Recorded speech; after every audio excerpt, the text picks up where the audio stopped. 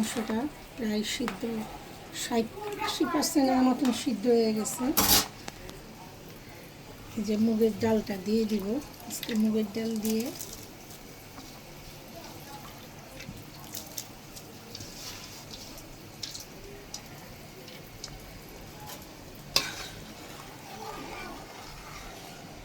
TV sound কমা।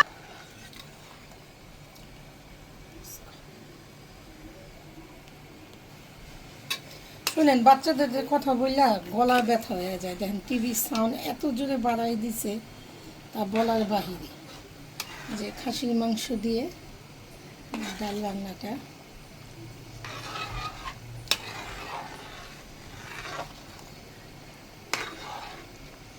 আপনারা কে কীভাবে খান। কাঁচামরিচটা নামানোর আগে দিব, এখন দিব না। ভালো করে বলো কষক।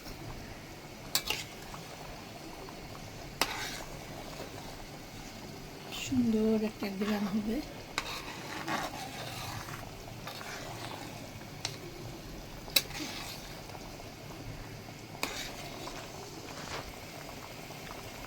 এই যে ভালো উঠে গেছে।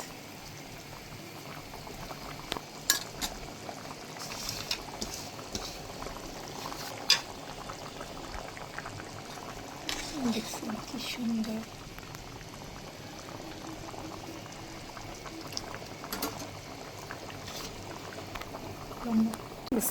দেখছেন, যে কোনো রান্নায় একটু কাঁচামরিচ, ছোট ছোট মশলা, এত বড় না, দেখবেন একটু কাঁচামরিচ, একটু তেজপাতা, এই ছোট ছোট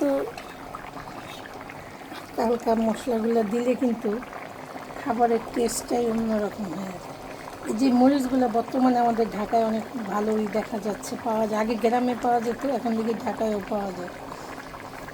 সুন্দর করে রান্না করে নিচ্ছি।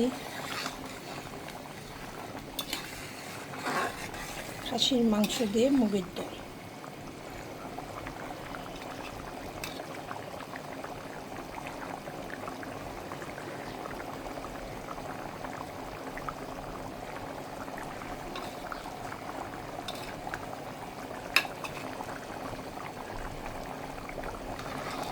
অনেক গরম, মানে অসহনীয়, এত গরম।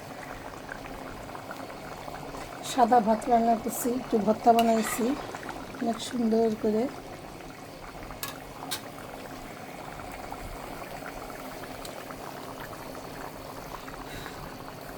রান্নার একটা শব্দ দেখছেন।